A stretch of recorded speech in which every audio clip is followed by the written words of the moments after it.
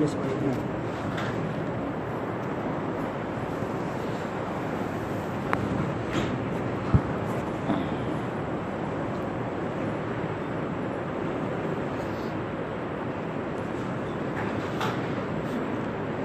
اللہ الرحمن الرحیم الحمد للہ رب العالمین والصلاة والسلام علی سید المرسلین وعلی آلہ واصحابہ اجمعین اما بعد اعوذ باللہ من الشیطان الرجیم بسم اللہ الرحمن الرحیم ویل لکل ہمزۃ لمزہ الذی جمع مالا وعددہ یحسب ان ماله اخلدہ کلا لینبذن فی الحطمہ وما ادراک ما الحطمہ نار الله الموقدة التي تطلع على الأفئدة إنها عليهم مؤصدة في عمد ممددة صدق اللہ العظیم۔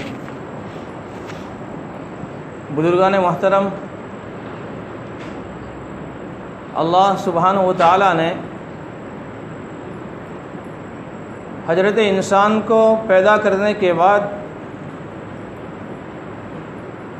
اس کے لیے دو راستے اختیار کرنے کا حکم ہے۔ اسے دو میں سے کوئی راستہ اختیار کرے گا۔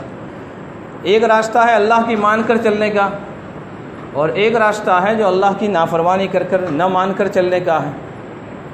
اور جب سے دنیا پیدا ہوئی ہے ہم دیکھتے ہیں کہ ان دو راستوں میں سے جن لوگوں نے بھی اللہ کی مان کر چلنے کا راستہ اختیار کیا ہے وہ ہمیشہ سکون والی زندگی میں رہے، اطمینان والی زندگی میں رہے، پریشانیوں سے محفوظ رہے، اور اگر کوئی پریشانی آئی، ابتلا اور آزمائش آئی تو اس پر ثابت قدم بھی رہتے ہیں۔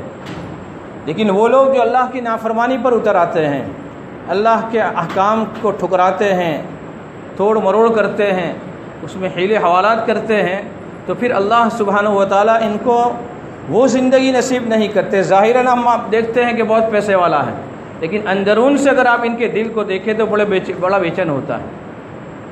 یہ ایک عام قاعدہ ہے، جب سے یہ دنیا پیدا ہوئی تب سے یہ اللہ کا اٹل قانون جو ہے یہ ہمیشہ چلا ہے۔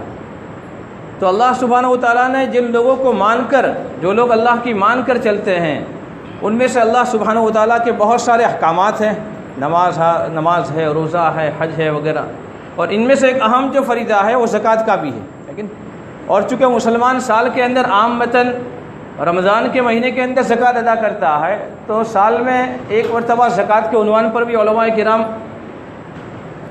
ہمارے مسلیوں کے سامنے اور ایمان والے بھائیوں کے سامنے کچھ مسائل رکھ دیتے ہیں، جس کی وجہ سے ہمارا زکوٰۃ کا جو نصاب ہے اور زکوٰۃ کا جو حساب ہے وہ صحیح طور پر ادا ہو جائے۔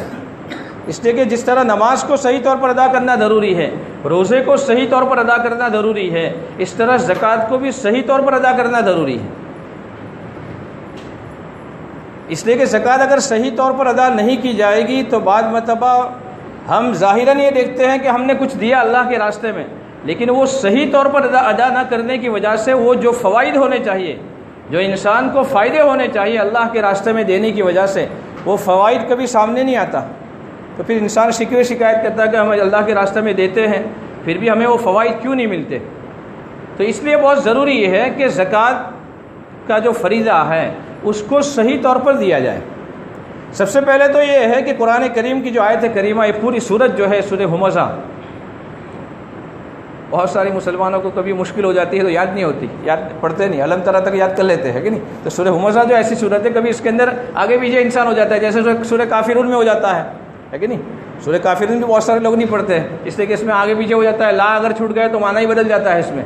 تو خیر، یہ سورہ ہمزہ جو ہے اس میں اللہ سبحانہ و تعالیٰ نے ہم مسلمانوں کے لیے بڑا عجیب و غریب منظر کشی کی ہے کہ جو یہ مسلمان اللہ کے راستے میں مال کو نہیں دیتے، بلکہ فرماتے ہیں کہ الذی جمع مالا وعددہ۔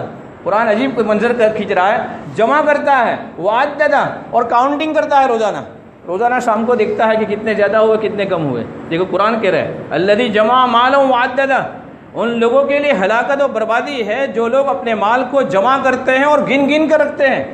قرآن کہہ رہا ہے یحسب ان مالہ اخلدہ، اور پھر اس کا گمان یہ ہے کہ یہ مال اس کے پاس ہمیشہ رہے گا، یہ مال اس کو ہمیشہ کی زندگی دے گا۔ قرآن کہتا ہے کلا، ایسا مت سوچنا، کلا لَيُنبَذَنَّ فِي الْحُطَمَةِ، ایسا مت سوچنا کہ مال ہمارے پاس ہمیشہ رہنے والا ہے کہ نہیں، آج تک کسی کے پاس رہا نہیں، یہ مال کبھی وفاداری نہیں دکھاتا، سمجھے، وہ کسی کے پاس ہمیشہ رہتا نہیں، وہ تو گھومتا ہی رہتا ہے، آپ کے پاس اپنی اولاد کے پاس چلا جائے گا کہ نہیں۔ تو یہ قرآن یہ کہہ رہا ہے کہ کلّا لَيُنبَذَنَّ، آپ ایسا گمان مت کیجئے، ہرگز ایسا نہیں ہوگا کہ وہ آپ کو جو ہے آپ کو ہمیشہ کی زندگی عطا کرے گا، بلکہ قرآن فرمائے لَيُنبَذَنَّ فِي الْحُطَمَةِ، اگر آپ نے اللہ کے راستے میں اس کا جو فریضہ ادا عائد ہے، آپ کا جو لازم ہے، اگر اس کو ادا نہیں کیا تو قرآن یہ کہہ رہا ہے کہ کلّا لَيُنبَذَنَّ فِي الْحُطَمَةِ، روننے والی آگ میں ڈال دیا جائے گا انسان کو۔ اور قرآن اس کی پھر وضاحت کرتا ہے کہ وہ روننے والی آگ کیا ہے، وَمَا أَدْرَاكَ مَا الْحُطَمَةُ، جانتے بھی ہو کہ روننے والی آگ کون سی ہے، فرمایا نار اللہ الموقدہ، یہ اللہ کی سلگائی ہوئی آگ ہے، یہ انسان کی سلگائی ہوئی آگ نہیں ہے کہ فائر بریگیڈ بجھا دے، اس کو مٹی ڈال کر آپ بجھا دے، پانی ڈال کر بجھا دے، یہ ایسی آگ نہیں ہے۔ قرآن کہتا ہے اللہ کی سلگائی ہوئی آگ ہے، التی تطلع علی الافئدہ، اتنی خطرناک آگ ہے کہ انسان کے قلب و جگر تک پہنچ جاتی ہے، اندر تک اس کا اثر ہو جاتا ہے، یعنی جہنم میں انسان کو ڈالا جائے گا، اس کا منظر کشی اللہ تعالیٰ فرماتے ہیں۔ تو یہ سوال پیدا ہوتا ہے کہ اللہ سبحانہ و تعالیٰ نے یہاں پر بھی اور قرآن کریم کے اندر بہت ساری جگہ پر، جیسے ایک عام مشہور آیت کریمہ ہے کہ نہیں، والذین یکنزون الذهب والفضة ولا ينفقونها فی سبیل اللہ فبشرهم بعذاب علیم، قرآن وہاں بھی کہہ رہا ہے کہ وہ لوگ جو اللہ سونا چاندی کو جمع کرتے ہیں، اللہ کے راستے میں دیتے نہیں ہیں، یہ نبی آپ ان کو فرما دیجئے دردناک عذاب کی خوشخبری دے دیجئے۔ اللہ کے نبی کو کہا رہا ہے کہ اپنی امت کو دردناک عذاب کی خوشخبری سنا دیں، اور پھر وہ خوشخبری عذاب کون سا، یوم یحمى علیہا فی نار جہنم فتکوی بہا جباہہم وجنوبہم وظہورہم، جس دن یہی سونے اور چاندی کو اللہ سبحانہ و تعالیٰ جہنم کی آگ میں تپائیں گے، اور تپانے کے بعد انسان کی پیشانی، انسان کے پہلو کو اور انسان کی پشت کو، پیٹھ کو داغا جائے گا، سمجھے۔ اور قرآن کریم فرماتا ہے، آگے فرشتے فرمائیں گے ھذا ما کنزتم لانفسکم، یہی وہ خزانہ ہے جس کو اپنے لیے جمع کر رکھا تھا، اللہ کے راستے میں دیا نہیں تھا۔ قرآن کہہ رہا ہے فذوقوا ما کنتم تکنزون، فرشتے کہیں گے اب چکھو اس کا عذاب۔ اتنی خطرناک وعید اللہ سبحانہ و تعالیٰ نے فرمائی۔ دیکھیے تین جگہ پر جو بیان فرمایا نا کہ پیشانی، پہلو اور پشت، مفسرین نے فرمایا کہ اس کی وجہ یہ معلوم ہوتی ہے کہ دیکھیے کہ انسان کے پاس جب سائل آتا ہے نا، کوئی بھیک مانگنے والا آتا ہے، بھکاری آتا ہے، کوئی اپنی ضرورت مانگنے کے لیے آتا ہے نا، تو جب انسان بخیل ہوتا ہے، دینے کا ارادہ نہیں ہوتا ہے نا، تو سب سے پہلے اس کی پیشانی پر بل آتا ہے، سب سے پہلے یاد رکھنا۔ یہ کہاں آ گیا ابھی صبح میں، دوپہر کے وقت میں کہاں گیا؟ پھر بھی اگر انسان دیکھتا ہے کہ ابھی یہ ہٹتا نہیں ہے وہاں سے، تو پھر اس کا اپنا منہ موڑ لیتا ہے وہاں سے، سمجھے، پہلو دہی جس کو کہتے ہیں، اپنا منہ موڑ لیتا ہے۔ پھر بھی اگر وہ سامنے آتا ہے تو پھر یہ کہتا ہے کہ اپنی پشت دکھا کر بھاگ جاتا ہے، یعنی خود ہی ہٹ جاتا ہے وہاں سے۔ یہ اس کا منظر کھینچ کر قرآن کہہ رہا ہے کہ تین جگہ پر اس کو داغا جائے گا، پیشانی، پہلو اور اس کی پشت کو۔ تو اب سوال یہ ہوتا ہے کہ اللہ کے راستے کے اندر مال نہ دینے پر اللہ تعالیٰ نے اتنی سخت وعیدیں کیوں فرمائی؟ تو اس کا ایک آسان جواب، جیسے بار بار کہا جاتا ہے کہ انسان کے پاس جو کچھ اللہ نے دیا ہے یہ میرا اور آپ کا نہیں، اللہ کی عطا ہے کہ نہیں؟ انسان بزنس کس لائن سے کرتا ہو، انسان کاشتکاری کے لائن، فارمرنگ کے لائن سے کرتا ہو یا اپنا جاب کرتا ہو، جو جس لائن سے بھی اللہ کا انسان کے پاس مال آتا ہے، حقیقت میں دینے والا وہ اللہ ہے کہ نہیں؟ جیسے بار بار کہا جاتا ہے کہ انسان بزنس کے لیے بیٹھتا ہے دکان کے اوپر، لیکن کسٹمر تو اللہ بیچتا ہے۔ انسان دکان کھول کر بیٹھ جاتا ہے، اپنا کام ہے، کسٹمر بیچنا اپنا، ہمارا کام نہیں، وہ تو اوپر والا بیچتا ہے کسی کے پاس، ہے کہ نہیں؟ یہ اس کا نظام ہے بنایا ہوا کہ کچھ لوگوں کو کہا کہ تم ضرورت لے کر وہاں دکان پر جاؤ، اور کچھ لوگوں کو کہا کہ تم دکان کھول کر بیٹھ جاؤ تاکہ تمہارے پیسے کی ضرورت بھی پوری ہو جاوے۔ اس لیے کہ آج تک دنیا کے اندر کسی گاؤں کے اندر، کسی شہر میں کوئی ایسی کانفرنس نہیں ہوتی ہے، کوئی ایسی میٹنگ نہیں ہوتی کہ بعض لوگ کہیں گے کہ ہم کپڑا بیچیں گے، بعض کہیں گے کہ ہم جوتے فروخت کریں گے، وہ کوئی کانفرنس نہیں ہوتی ہے کہ نہیں، میٹنگ نہیں ہوتی ہے۔ اللہ ڈالتے ہیں بات کسی کے کہ دیکھیں یہاں پر جوتے کی دکان نہیں، چلو جوتے کی دکان کھول دیں ہم، یہ اللہ ڈالتے ہیں بات میں، انسان کے دل کے اندر اللہ کی طرف سے آتی ہے۔ تو یہ کسٹمر بیچنا بھی اللہ ہی کا کام ہے، یہ ہمارا کام نہیں۔ اسی طرح فارمرنگ کا مسئلہ بھی بار بار کہا جاتا ہے کہ فارمر جو ہوتا ہے، کاشتکار اور کھیڑوت جو ہوتا ہے، وہی کرتا ہے، جیسے آج کل موسم جو ہے بارش کا آ رہا ہے، وہی کاشتکاری لوگ یہی کرتے ہیں کہ انسان زمین کو نرم کرتا ہے، اس کے اندر بیج ڈال دیا، اور بیج ڈالنے کے بعد اس پر زمین ہموار کر دیتی، سرخی کر دیتا ہے، ہموار کرتا ہے اور پانی بہا دیتا ہے، اگر پانی کا بندوبست ہے۔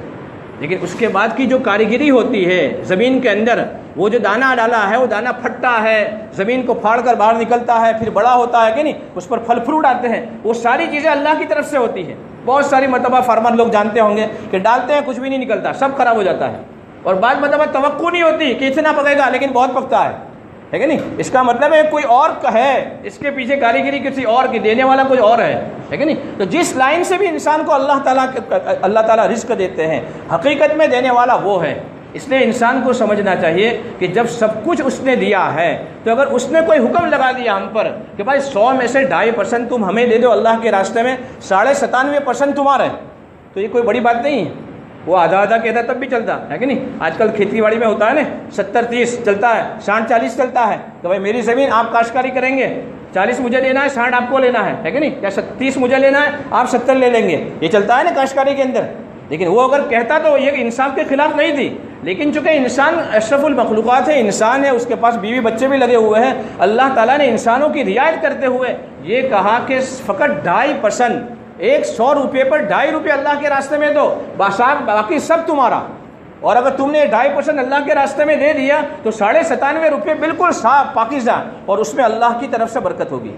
یہ جو 2.5% ہے نا، اسی کو زکوٰۃ کہتے ہیں۔ قرآن میں جہاں جہاں نماز کا ذکر ہے، وَأَقِيمُوا الصَّلَاةَ وَآتُوا الزَّكَاةَ وَأَقِيمُوا الصَّلَاةَ وَآتُوا الزَّكَاةَ، جہاں جہاں قرآن کے اندر نماز کا ذکر ہے وہاں زکوٰۃ کا ذکر ہے، وہ اسی لیے ہے۔ تو یہ اللہ کا ایک اہم فریضہ ہے کہ 100 کے اندر سے فقط 2.5% اللہ کے راستے میں دینا ہے، جس کو ہم زکوٰۃ کہتے ہیں۔ اب یہ 2.5% اگر اللہ نے فرض کیا ہے تو ہمیں چاہیے کہ اس کو پورا حساب نکال کر دیں، ہے کہ نہیں، پورا حساب نکالیں، الٹ اپ نہ دے دیں، ہے کہ نہیں۔ الٹ اپ دیں گے تو اس میں کیا ہوگا، کبھی کمی بھی زیادتی ہو سکتی ہے، زیادتی بھی ہو سکتی ہے۔ اگر آپ نے اللہ کے راستے میں زیادہ دیا ہے تو انشاءاللہ یہ تو کم نہیں ہوگا اور تو ملتا رہے گا آپ کو، لیکن اگر آپ نے کمی کر دی تو نقصان یہ ہوگا کہ اللہ کے نبی صلی اللہ علیہ وسلم حدیث پاک میں ارشاد فرماتے ہیں کہ جس مسلمان کے مال میں زکوٰۃ کا پیسہ مل گیا،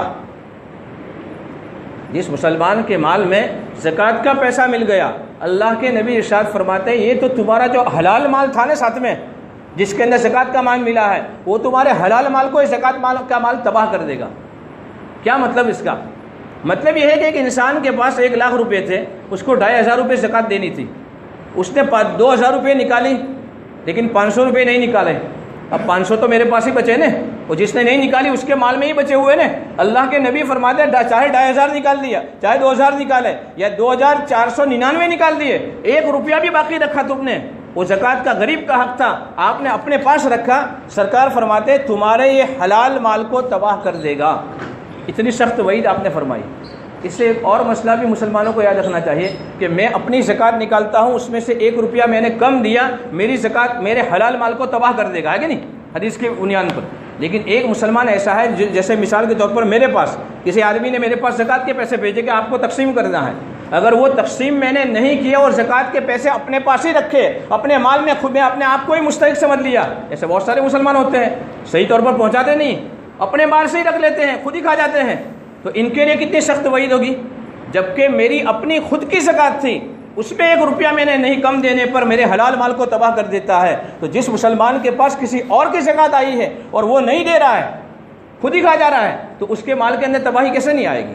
ایک اور مسئلہ اس پر سے مستنبط ہوتا ہے کہ بہت سارے مسلمان ہوتے ہیں جو زکوٰۃ کے مستحق نہیں ہوتے، پھر بھی زکوٰۃ کھاتے ہیں، ان کے لیے بھی اس میں بہت سخت وعید ہے۔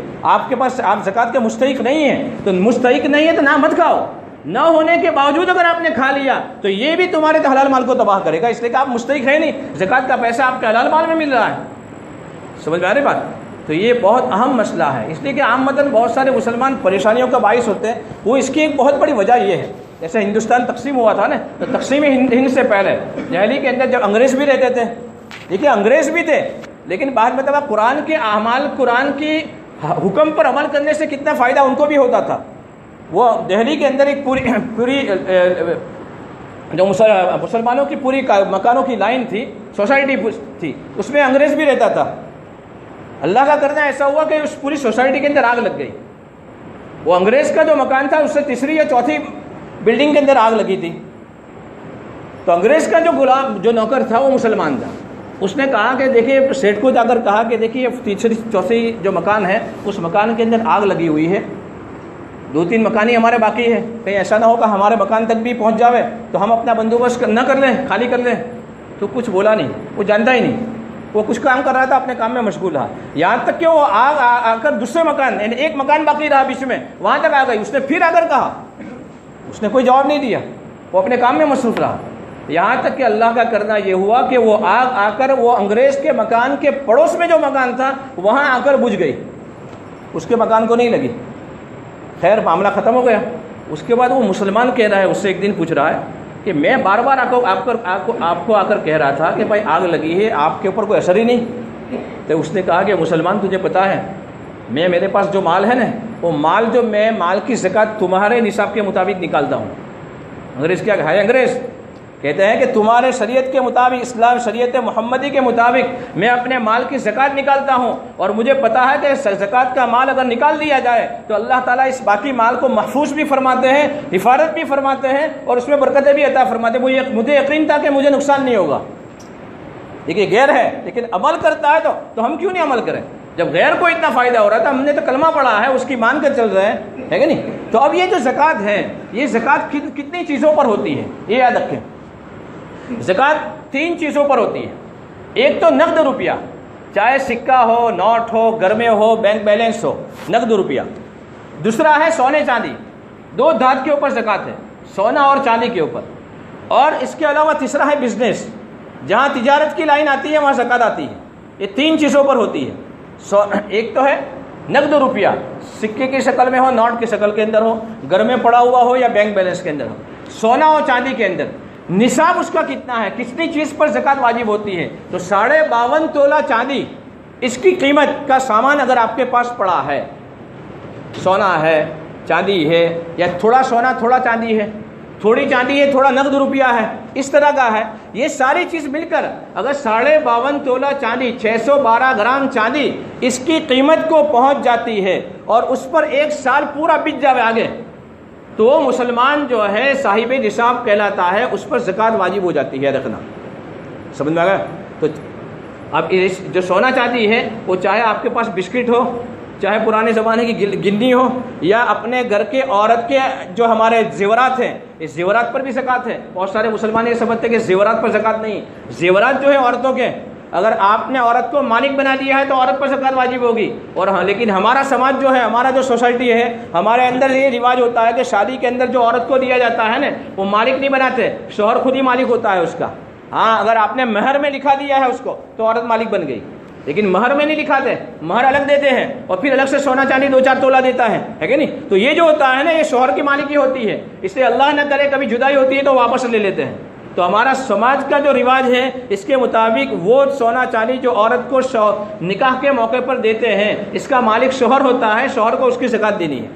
اور تیسری چیز جو ہے بزنس، جہاں تجارت کی نیت آ گئی، جس چیز کے اندر تجارت کی نیت آئے گی سب کے اندر آپ کو زکوٰۃ دینا پڑے گا. لیکن میں نے کہا نا نصاب وہی ہے. تقریباً آج کا جو نصاب ہے وہ 24,500 روپے ہوتے ہیں.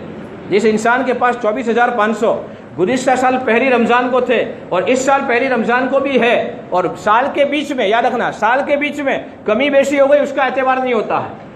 سال کی شروع میں اور سال کے آخر کے اندر اگر اتنے پیسے ہیں کسی آدمی کے پاس تو اس آدمی کے اوپر زکوٰۃ واجب ہو جاتی ہے. اب یہ آپ کا بزنس، تو بزنس جس لائن سے بھی ہو، آپ دکان کھول کر بیٹھے ہیں، آپ نے کسی چیز کو خریدا ہے، لیکن خریدا اس نیت سے، پلاٹ خریدا آپ نے، اور پلاٹ خریدا اس نیت سے کہ اچھی قیمت آئے گی بیچ ڈالیں گے، یا آپ نے مکان خریدا اس نیت سے کہ اچھی قیمت آئے گی اس کو بیچ ڈالیں گے، گاڑی خریدی اس نیت سے کہ اچھی قیمت آئے گی بیچ ڈالیں گے. جس کے اندر تجارت اور بزنس کی لائن آئے گی اس سب پر زکوٰۃ واجب ہوگی. اور زکوٰۃ اس دن کی واجب ہوگی جس دن آپ زکوٰۃ ادا کر رہے ہیں. ایک پلاٹ آپ نے 5 سال پہلے خریدا 1 لاکھ روپے میں، اور اس پلاٹ کی قیمت آج جو جس دن آپ زکوٰۃ نکال رہے ہیں 10 لاکھ روپے ہے، 10 لاکھ پر زکوٰۃ دینی پڑے گی آپ کو. مکان خریدا آپ نے 10 لاکھ کا، 25 لاکھ ہے، 25 لاکھ پر زکوٰۃ دینی پڑے گی. اسی طرح بہت سارے مسلمان جو ہے ہمارے شیئر مارکیٹ کر کے ہیں، شیئر مارکیٹ ہوتا ہے، تو شیئر مارکیٹ کے اندر بھی جو آپ کے جو شیئر ہیں، اس شیئر کی جس دن زکوٰۃ نکالتے ہیں اس دن کی جو قیمت ہے اس کا اعتبار کیا جائے گا. آپ نے 50 روپے میں شیئر لیا تھا اور آج اس کی قیمت 500 ہے تو 500 روپے پر زکوٰۃ دینی پڑے گی، ایسا نہیں کہ 50 روپے کے اندر. اسی طرح آپ کی شادی کا زیورات جو ہے 20 سال پہلے نکاح ہوا تھا تو 1,000 روپے تولے تھی، لیکن آج تو 30,000 روپے ہے سونا جو ہے، تو 30,000 روپے دینا پڑے گا، وہ قیمت نہ لگائیں آپ. تو ان ساری چیزوں کو آپ کو ملانا ہے. سمجھے؟ ان ساری چیزوں کا ٹوٹل کرنا ہے۔ اچھا، اس میں سے آپ کو جو کسی کو قرض دینا ہے، آپ کو دینا ہے، تو وہ اس میں سے مائنس کر دیں، نکال دیں اس میں سے۔ مثال کے طور پر آپ کے پاس ٹوٹل ہوا 1 لاکھ روپے، اور 1 لاکھ میں سے آپ نے 25,000 روپے کسی کو دینا ہے، تو 25,000 روپے نکال دیں، اور باقی 75,000 روپے کی زکوٰۃ آپ کو دینا ہے۔ بہت سارے جو تاجر لوگ ہوتے ہیں، ان کا قرض ہوتا ہے کسی کے پاس لینا ہے کہ نہیں، ادھار ہوتا ہے، وہ کسی کے پاس لینا ہوتا ہے۔ بہت سارے ہمارے اناج کریانہ جو ہوتا ہے، غلہ بیچتے ہیں، وہ ان کی پوری بکی چھپی ہوتی ہے کہ نہیں، پورے سال میں 1-2 مرتبہ ملتا ہے۔ تو اب وہ بہت سارے قرض جو ہمیں کسی کے پاس لینا ہے، ایک تو دینے کی بات تھی، دینے کی بات تو مائنس کریں گے، لیکن بہت سارے قرض جو ہمیں کسی کے پاس لینا ہے، اس قرض کے بارے میں مسئلہ یاد رکھیں کہ اس پر فوری طور پر زکوٰۃ تو ابھی واجب نہیں ہے، لیکن جس دن آپ کو وہ قرض ملے گا، اس قرض کا 5 سال کے بعد مل رہا ہے۔ مثال کے طور پر آپ کا 1 لاکھ روپے کسی کے پاس ادھار ہے، لینا ہے، تو 5 سال کے بعد اس نے دیا، تو 5 سال کی پوری زکوٰۃ نکالنی پڑے گی، 12,500 روپے۔ 1 لاکھ کی 2,500 روپے، تو 5 سال کی 12,500 روپے نکالنی پڑے گی۔ اس لیے بہتر یہ ہے کہ اگر آپ کو پتا ہے کہ پیسے مجھے ملنے ہی والے ہیں، تو بہتر یہ ہے کہ ہر سال کی زکوٰۃ کے اندر اس کو بھی لگاتے جائیں، اس کو بھی دیتے جائیں، تاکہ 1 سال 12,500 روپے آپ کو نکالنا بھاری نہ پڑے۔ اب یہ زکوٰۃ آپ نے نکال لی، نکالنے کے بعد صحیح طور پر پہنچانا ضروری یاد رکھنا، اس لیے کہ قرآن کہہ رہا ہے وَأَقِیمُوا الصَّلَاةَ وَآتُوا الزَّکَاةَ، زکوٰۃ کے مستحقین تک زکوٰۃ کا پہنچانا ہم سب کا فریضہ ہے۔ بات بتاؤ، ہم زکوٰۃ تو نکالتے ہیں، کسی کو دے دیتے ہیں، وہ صحیح پہنچاتا بھی نہیں پہنچاتا ہے، یہ ہمیں کوئی فکر نہیں ہوتی۔ زکوٰۃ کا صحیح طور پر پہنچانا یہ ہماری ذمہ داری ہے، جس پر زکوٰۃ واجب ہے اسی کی، سمجھے؟ اس لیے کہ قرآن وَآتُوا الزَّکَاةَ کہتا ہے زکوٰۃ کو ادا کرو۔ تو اب یہ مستحقین کون ہیں، کس کو زکوٰۃ دی جائے گی؟ تو 2 ریلیشن ایسے ہیں، 2 رشتے ایسے ہیں جس کو زکوٰۃ نہیں دیتے۔ ایک رشتہ ہے ولادت کا رشتہ، جیسے آپ کسی سے پیدا ہوئے، آپ کے والد، آپ کی والدہ، آپ کے دادا، آپ کی دادی، نانا نانی، جو اوپر تک اس سیدھی لائن جو ہے، اس کو زکوٰۃ نہیں دے سکتے۔ اسی طرح آپ کی نیچے کی لائن، آپ سے جو پیدا ہوئے، آپ کا بیٹا بیٹی، پوتا پوتی، نواسا نواسی، یہ سیدھی جو لائن ہے اوپر نیچے والی، اس کو ولادت کا رشتہ کہتے ہیں۔ بالکل سیدھی لائن، پڑوس میں نہ دیکھیں، سیدھی لائن جو ہے اوپر، یہ اس کو زکوٰۃ نہیں دے سکتے ہیں۔ لیکن اس کے علاوہ آپ کا سگا بھائی، جس سے آپ پیدا نہیں ہوئے، آپ تو پیدا ہوئے والد سے، اور آپ سے پیدا ہوگا آپ کا بیٹا، بھائی پیدا نہیں ہوا آپ سے، بھائی اگر مستحق ہے تو زکوٰۃ دو، سگی بہن مستحق ہے تو زکوٰۃ دو، لیکن شرط یہ ہے کہ مستحق ہونی چاہیے، بلکہ زیادہ اہم یہ ہے کہ ان کو دیا جائے۔ اس لیے کہ سرکار فرماتے ہیں کہ دگنا ثواب ملتا ہے، ڈبل ثواب، ایک تو زکوٰۃ کا ثواب ملے گا، اور ایک رشتہ داری کا ثواب ملے گا، صلہ رحمی کرنے کا ثواب ملے گا۔ تو جہاں ڈبل ملتا ہو تو سنگل کیوں نہ لیں، ہے کہ نہیں؟ تو یہ رشتہ داری ہے، چچا ہے، ماموں ہے، پھپھا ہے، پھوپھی ہے، خالو ہے، خالہ ہے، ان سب کو دے سکتے ہیں، لیکن شرط یہ ہے کہ وہ مستحق ہونے چاہیے۔ سمجھ پا گیا؟ وہ مستحق ہے، غریب آدمی ہے تو اس کو پہلے دیں ہم، سمجھے؟ دوسرا رشتہ جو ہے جس کو زکوٰۃ نہیں دے سکتے، وہ جو ہے نکاح کا رشتہ، شوہر بیوی آپس میں ایک دوسرے کو زکوٰۃ نہیں دے سکتے، سمجھ میں گیا؟ شوہر اگر بیوی کو دے دے یا بیوی اپنے شوہر کو دے تو زکوٰۃ ادا نہیں ہوگی، سمجھے؟ ہاں، لیکن آپ اگر اپنے سسر کو دیتے ہیں، آپ اپنی بیوی کے ابا کو، تو وہ دے سکتے ہیں، اس سے کہ آپ کے سگے باپ نہیں ہے، وہ آپ کی ساس کو دے سکتے ہیں آپ، اسی طرح آپ کی بیوی آپ کے ابا کو، امی کو دے سکتی ہے اگر وہ مستحق ہے تو، اس سے کہ سگے ماں باپ نہیں، سالے کو دے سکتے ہیں، ہے کہ نہیں؟ تو یہ جو رشتہ داری سگا، میں نے کہا نا، جو سید کا جو رشتہ ہے، ولادت کا رشتہ اوپر نیچے، اور نکاح کا رشتہ، ان 2 رشتوں کو زکوٰۃ نہیں دے سکتے۔ ان کے علاوہ جتنے بھی رشتے ہیں ان سب کو زکوٰۃ دے سکتے ہیں۔ دوسری بات ایک اہم، یہ یتیموں کو دینا، یتیم بھی اگر مستحق ہے تو دے، ہر یتیم مستحق نہیں ہوتا، یاد رکھنا۔ بہت ساری مرتبہ والد کی طرف سے اتنا ملا ہوا ہوتا ہے کہ یتیم بھی مالدار ہوتا ہے، تو یتیم کو دینا چاہیے، لیکن اگر وہ مستحق ہے تو دے اس کو۔ اسی طرح بیوہ، ہمارے سمجھتے نہیں سوسائٹی میں، بیوہ ہے دے دیتے ہیں، بس بیوہ ہے نا، اس کے سر کے اوپر سے شوہر کا سایہ اٹھ گیا ہے، ہم دے دیتے ہیں، ہم سمجھتے نہیں کہ مستحق ہے یا نہیں۔ اگر بیوہ مستحق ہے تو ضرور دیں، لیکن بات مطلب شوہر کا مال ہوتا ہے اس کے پاس، وہ مستحق نہیں ہوتی، سونا چاندی اس کے پاس ہوتا ہے، وہ مستحق نہیں ہوتی، تو اس حالت میں آپ کی زکوٰۃ ادا نہیں ہوگی۔ لیکن یہ مسئلہ آخر میں اہم طور پر یاد رکھیں، آپ نے اپنی چھان بین کے مطابق، آپ نے اپنی چھان بین تلاش کے بعد، اپنی چھان بین و تلاش کے مطابق آپ نے زکوٰۃ دے دی، اور بعد میں پتہ چلا کہ یہ مستحق نہیں تھا، تو اس حالت میں آپ کی زکوٰۃ ادا ہو جائے گی، آپ کو پھر پریشانی کی ضرورت نہیں۔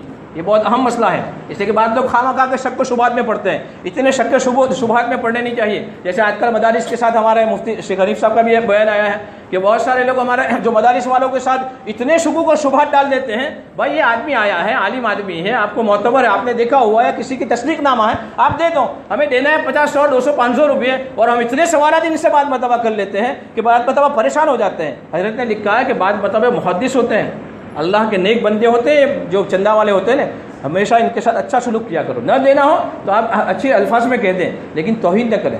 سمجھے؟ اس لیے کہ بڑے بڑے محدث مفسر آتے ہیں اس کے اندر، شیخ الحدیث بھی آتے ہیں، مجبور ہیں. یاد رکھنا یہ جو کام ہے نا، یہ کام تو ہمارا تھا. ہمیشہ یاد رکھنا یہ جو کام ہے نا، چندے کا کام، یہ عوام کا تھا، لیکن ہم نہیں کر رہے ہیں تو علماء کو کرنا پڑتا ہے. 3 چیزیں ہوتی، میں نے سالانہ جلسے میں بھی کہا تھا کہ ایک مدارس وغیرہ میں 3 چیزیں ہوتی. ایک طلبہ ہوتے ہیں، ایک مدرس ہوتے ہیں، ایک منتظمین ہوتے ہیں. طلبہ آتے ہیں پڑھنے کے لیے، طلبہ آئیں گے تبھی تو عالم پڑھائیں گے اسے. اور اگر طلبہ آ گئے مدرس ہی نہیں ہے تو اس کو مدرسہ نہیں کہیں گے. اور طلبہ بھی ہے، مدرسہ بھی ہے، مدرس بھی ہے، لیکن منتظمین نہیں ہے. پیسے دینے والے کوئی ہے نہیں، خرچ کرنے والے، تو مدرسہ چلے گا کیسا؟ حضرت تھانوی رحمۃ اللہ علیہ اکثر کہا کرتے تھے کہ یہ کام جو ہے عوام کا ہے. پیسے کا پہنچانا یہ ہماری ذمہ داری، عوام کی ذمہ داری ہے. یہ تو بیچارے پڑھائیں گے بیٹھ کر، وہ پڑھاتے بھی ہیں پھر چندہ بھی کرتے ہیں. یہ ان کا ہم پر احسان ہے. اس لیے ہمارے مکان پر آئے تو اچھی طرح ہم دیں، جتنا دینا ہو دیں، لیکن ان کو جھڑکے نہیں. نہ سائل کو جھڑکنے کی جب اجازت نہیں ہے تو یہ تو اپنے لیے تھوڑا آتے ہیں تو امت کے لیے آتے ہیں. سمجھے؟ تو مدارس اسلام میں ہمیں آپ زکوٰۃ دیں، انشاءاللہ آپ کی زکوٰۃ جو ہے صحیح طور پر ادا ہو جائے گی. تو یہ 2-3 چیزیں. بعض لوگ فیکٹری کے مالک، آخری مسئلہ، فیکٹری کے مالک ہوتے ہیں، جو کہ فیکٹری کے اندر ایک ہوتی ہے اس کی پوری عمارت، ایک ہوتی ہے فیکٹری کی مشینری جو مشین اندر ہوتی ہے، اور ایک ہوتی ہے فیکٹری کی گاڑیاں جو سامان کو سپلائی کرتی ہے. ان ساری چیزوں پر زکوٰۃ نہیں ہے، یاد رکھنا. لیکن فیکٹری میں جو چیز مال بنتا ہے، چاہے وہ کچا مال آیا ہے اور فیکٹری میں بن رہا ہے مشینری میں، اور جو فیکٹری میں سے بن کر باہر نکل گیا، یہ جو جتنا سامان ہے، جس فیکٹری میں جو سامان بن رہا ہے اسی سامان پر زکوٰۃ ہے. مشینری پر بھی نہیں ہے، اس کی گاڑیوں پر بھی نہیں ہے، اسی طرح اس کی عمارت پر بھی نہیں ہے. اسی طرح جو مسلمان وہ گاڑی جو اپنے استعمال کے لیے لی ہے، 50 لاکھ کی گاڑی اللہ نے مال و دولت دی ہے، 50 لاکھ کی گاڑی استعمال کی آپ نے اور اپنے لیے استعمال کر، اپنے آن یوز کے لیے، اس پر زکوٰۃ نہیں ہے. لیکن اگر آپ نے 50,000 روپے کی گاڑی اس نیت سے لی ہے کہ اچھی قیمت ملے گی تو بیچ ڈالوں گا، بزنس کی نیت آ گئی تو زکوٰۃ دینی پڑے گی. سمجھ لگا؟ اس کے علاوہ ایک مسئلہ جو ہے کھیتی باڑی کا، یاد رکھنا کھیتی 2 طرح کی ہوتی ہے. کھیتی 2 طرح کی ہوتی ہے. ایک کھیتی ہوتی ہے آسمان کے پانی سے جو سیراب ہوتی ہے، وہ ہمارے علاقے میں نہیں ہے. بھروچ ڈسٹرکٹ میں آپ جائیں گے وہاں کنویں کا نظام نہیں، نہروں کا نظام نہیں، بور کا نظام نہیں. سارا مدار جو ہے آسمانی بارش پر ہوتا ہے، بارش کے پانی پر ہوتا ہے کہ نہیں؟ تو اگر ان کے وہ ساری کھیتیاں جن کا مدار آسمانی پانی پر ہے تو وہ اپنے کھیتی میں سے جتنا بھی نکلے ٹوٹل، یاد رکھنا 1 لاکھ کی کھیتی پکی ہے، اس 1 لاکھ کے اوپر 10,000 روپये آپ کو دینا پڑے گا. عشر جس کو کہتے ہیں، 10واں حصہ نکالنا پڑے گا. اور وہ یاد رکھیں اس میں سے مزدوری بات نہیں کی جائے گی، اس میں سے بیج کی رقم بات نہیں کی جائے گی. جیسا ہی آپ کے پاس 1 لاکھ روپیہ آیا، سمجھے، شوگر میں سے آیا، کہیں سے بھی آیا، جیسا ہی لاکھ آئے اس میں سے 10,000 روپیہ آپ کو نکالنا پڑے. اور ایک کھیتی ہمارے علاقے میں ہوتی ہے جہاں انسان کو بور کرنا پڑتا ہے، جہاں انسان کو کنواں کھودنا پڑتا ہے. اگر کنواں اور بور نہیں ہے تو پھر نہر کا پانی لینا پڑتا ہے، تو وہ پیسے دینا پڑتا ہے نا. بور کے اندر الیکٹرک جائے گا آپ کا، تو وہاں پر ہمارا جتنا بھی پکا ہے اس میں سے 5% دینا پڑے گا. دیکھنا 1 لاکھ پر 5,000 روپئے، 1 لاکھ کی کھیتی پکی ہے، جتنا بھی پکا ہے. یاد رکھنا اس پہ 2.5% کی نہیں، 52.5 تولہ کی قید نہیں ہے. 1 کلو پکا ہے تو 1 کلو کے اندر بھی 50 گرام دینا پڑے گا آپ کو. امام احمد حنیفہ رحمۃ اللہ علیہ کا مسلک یہی ہے رکھنا، امام صاحب کا 1 کلو پکا ہے یا 1 من پکا ہے تب بھی اس میں سے 5واں حصہ دینا پڑے گا. اس میں 52.5 تولہ کی قید نہیں ہے. کھیتی باڑی کے اندر جتنا بھی پکا ہے ٹوٹل کے اندر سے جیسا ہی پہلا آپ کے پاس چیک آ رہا ہے یا پیسے آ رہا ہے اس میں سے 5% ہمارے جو سماج ہے، ہمارا جو علاقہ ہے کھیتی باڑی کے اندر 5% دینا پڑے گا. اللہ سبحانہ و تعالی ہم سب مسلمانوں کو صحیح طور پر زکوٰۃ نکالنے کی توفیق نصیب فرمائے. ان کی سنتیں باقی ہے، اور کوئی مسئلہ ہے تو علماء اکرام سے پوچھ لیا کریں تاکہ صحیح طور پر زکوٰۃ نکلے گی تو زکوٰۃ کے فوائد بھی انشاءاللہ سامنے آئیں گے.